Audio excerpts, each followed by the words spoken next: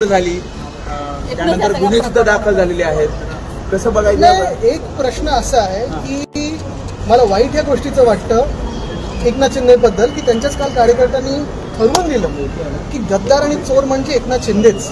कारण काल तसं पाहिलं तर कुणाल कामरांनी नाव कोणाचंही घेतलं नव्हतं, मिरची लागायचं काही कारण नव्हतं. पण हे जे कार्यकर्त्यांनी त्यांच्या टोळीने ठरवलं की अरे आपला बॉस गद्दार आहे, आपला बॉस चोर आहे, हे म्हणजे काय आता त्यांच्याबद्दल विचार करत चालतात. वेगवेगळे कॉमेडी शो चालतात, गाण्याचे कार्यक्रम चालतात, तिथे तोडफोड झाली. या महाराष्ट्रात पर्यटक आणि तोडदार येतील का हा विचार आपण करणं गरजेचं आहे. जे मी गेले पूर्ण आठवडा बोलत आहे की एकनाथ शिंदे आणि त्यांची डीप स्टेट कुठे ना कुठेतरी मुख्यमंत्र्यांना अंडरमाइन करण्याचा प्रयत्न करते. मग हाऊस अशी काल स्टेजवर तोडल्यानंतर कॉन्सर्ट इकॉनॉमी आपल्या देशात येणार आहे. मागच्याच आठवड्यात प्रधानमंत्री मोदी साहेबांनी होतं की लोकशाहीत टीका टिप्पणी ही गरजेची असते, क्रिटिसिझम इज इसेन्शियल. हे त्या विचारानं धरून चालणारे एकनाथ शिंदे आहेत का? आपल्याला आठवत असेल भुजबळ साहेबांवर कारवाई यावी, मुंबईत यावी, मुख्यमंत्री प्रयत्न करत असतील की साधारणपणे पर्यटन आपल्या राज्यात यावं. पण ह्या घटना घडल्यानंतर कोणी आपल्या राज्यात येणार नाही. आणि हा कदाचित एक प्रयत्न असेल एकनाथ शिंदेचा की फडणवीस साहेब किती अकार्यक्षम आहेत हे भाजपच्या केंद्रीय नेतृत्वाला पटवून देईल. देवेंद्र फडणवीस म्हणतात की कुणाल कामरानं माफी मागावी, अभिव्यक्ती स्वातंत्र्य म्हणजे स्वैराचार नाही. कोणाची माफी मागावी? गद्दार आणि चोर हे एकनाथ शिंदेच आहेत असं मुख्यमंत्री पण मानतात का? कारण त्यांनी तर नाव घेतलं नाही. काल पहिला जेव्हा मी व्हिडिओ पाहिला तो मला माहीत नव्हतं कोणाबद्दल बोलत होते. आणि दुसरी गोष्ट म्हणजे की शिंदेची जी चिंदी चोर आहेत ते सगळे कोरटकरच्या घरी किंवा सोलापूरकरच्या घरी किंवा कोश्यारी साहेबांच्या घरी आपल्या महापुरुषांचा अपमान केल्यानंतर अशी आंदोलनं करतील का? हाही प्रश्न मनात येतो. निलेश राणे यांनी म्हटले बघा कचऱ्याकडे लक्ष नाही कधी. संविधान दाखवलं भीती भाजपला वाटते. नाही तसंच देवेंद्र फडणवीस असं म्हणतात की राहुल गांधी सुद्धा अशाच प्रकारचं लाल संविधान ते दाखवतात, मात्र संविधान वाचत नाहीत म्हणून हे असं. बघा हे रंगाचे खेळ सगळे भाजपवाले करत असतात. लाल असेल तुमचं रक्त पण लाल असेल. आपल्याला आठवत असेल हीच भाजप आहे जे महाराष्ट्रात शेतकऱ्यांचा मोर्चा मुंबईकडे येत होता तेव्हा त्यांना अर्बन नक्षल आणि माओवादी बोललेले. जे शेतकरी आत्महत्या करत होते, ज्या शेतकऱ्यांची परिस्थिती अजूनही बिकट आहे आणि ज्या शेतकऱ्यांना कर्जमाफी देऊ असं सांगून भाजपने आता फसवलं त्यांच्याबद्दल बोलतात. 3 जानेवारीला हा कार्यक्रम 3 जानेवारीला सुरू झाला होता. महाराष्ट्राच्या बाहेर पळून अशी अनेक लोक जर अशी परिस्थिती राहिली तर जे कॉन्सर्ट करतील, जे कॉमेडियन्स आहेत किंवा तुम्ही पत्रकार म्हणून पण विषय मांडत असता उद्या तुमच्याकडे असे हमले होतील.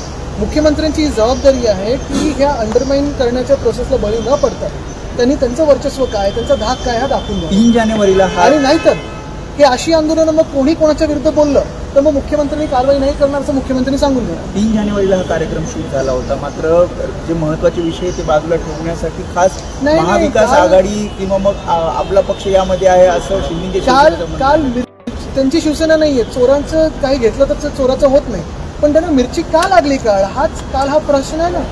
मिरची का लागली? गद्दार आणि चोर तेच आहेत का?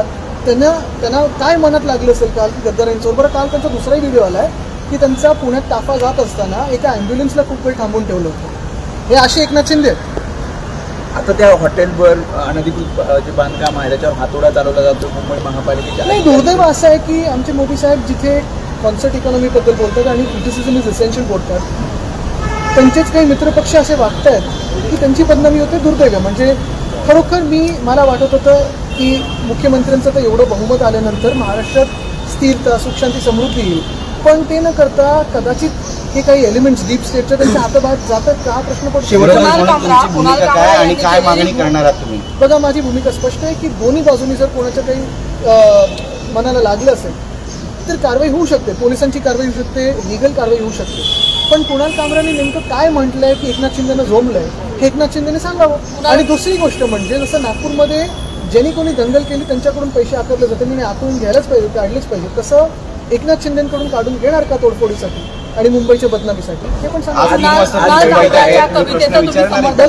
बघा एक आहे नाही, समर्थन वगैरेची गरज नाहीये. काल मी पहिला मला प्रश्नाचं उत्तर येऊ द्या की का झोंबलं गद्दार आणि चोर एकनाथ शिंदेच का हे स्वतः मान्य करतात का की त्यांच्या कार्यकर्त्यांनी ठरवलं ते त्यांनी सांगू दे. 3 वाजता बैठक आहे. महत्वाची गोष्ट ही आहे की मी 2 वर्ष सातत्याने जे विषय लावून धरत होतो रस्त्याचा घोटाळा, हा घोटाळा आहेच.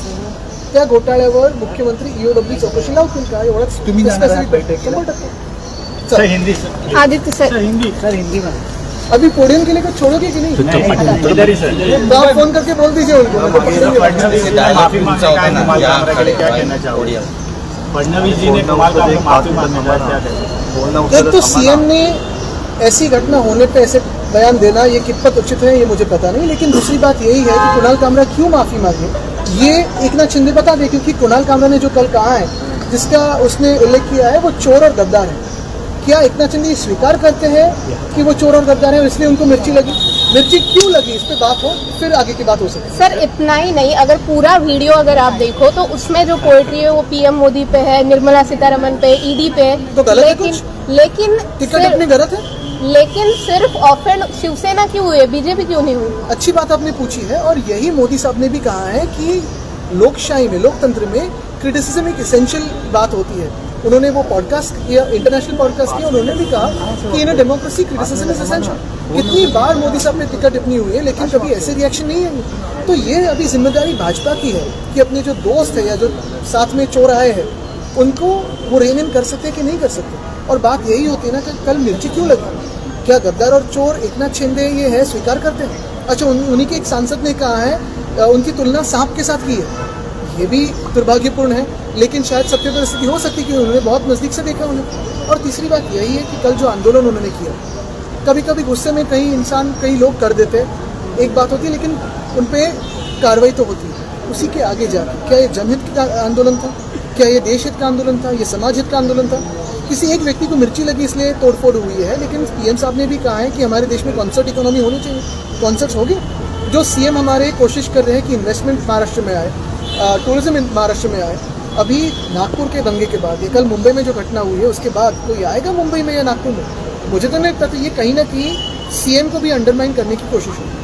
लेकिन सर 40 मिनट्स के वीडियो में सिर्फ छोटा सा एक शिंदे जी का पोएट्री का पार्ट कट करके ही संजय राउत जी ने क्यों ट्वीट किया, ये सवाल भाजपा। तो गलत है कुछ? ऐसे तो कितने उन्होंने हमारे वीडियोस मॉर्फ करके डाले। उद्धव जी के कितने वीडियोस बीच में के लेके कुछ अलग इमेज लगाई है। ये तो यूनिवर्सिटी बीजेपी की है, व्हाट्सएप यूनिवर्सिटी, लेकिन ये तो कुछ झूठ नहीं कहा है ना। और ये एकनाथ शिंदे के ही बारे में है। ऐसे भाजपा आपको बता रही है क्या कि गद्दार और चोर एकनाथ शिंदे को ही बोला? शायद राउत साहब को पसंद आई होगी कविता, तो लिख दी उन्होंने, लेकिन गद्दार और चोर की मिर्ची एकनाथ शिंदे को क्यों लगी उन्होंने बात पहले कही। सर क्या आप कुणाल कामरा को सपोर्ट करते हैं? मैं सपोर्ट से ज्यादा यही पूछना चाहता हूँ, क्या कुणाल कामरा ने एकनाथ शिंदे के बारे में बात की? नवीन घडामोडी पाहण्यासाठी आजच आम्ही मुंबईकर 24 तासला लाईक करा, सबस्क्राईब करा आणि अपडेट रहा।